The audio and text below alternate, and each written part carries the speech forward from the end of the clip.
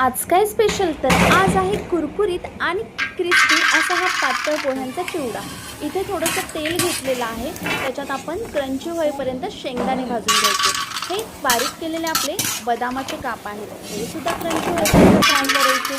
आता यानंतर हे काजू आहेत आणि ते क्रंची होईपर्यंत फ्राय करायचे। सगळ्यात महत्त्वाचं भाजकी डाळ सुद्धा थोडीशी आपण क्रंची होईपर्यंत याच्यात फ्राय करायची।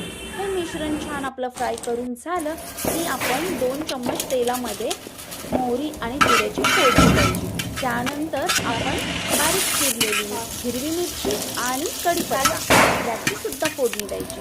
त्यानंतर 1 चम्मच चाट मसाला, अर्धी चम्मच हळद आणि पाव चम्मच हिंग याचं मिश्रण करून सुद्धा याच्यात मिक्स करायचं आहे तेलामध्ये।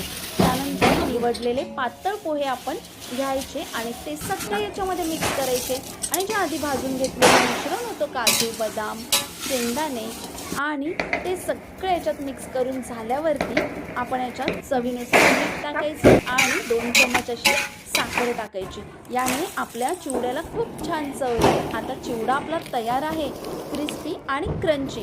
नक्की करून पहा। चिवडा आवडला असेल तर आपल्या व्हिडिओला लाईक करा आणि चॅनेलला सबस्क्राईब करायला विसरू नका। पुन्हा भेटू आपण नवीन एका रेसिपी सोबत।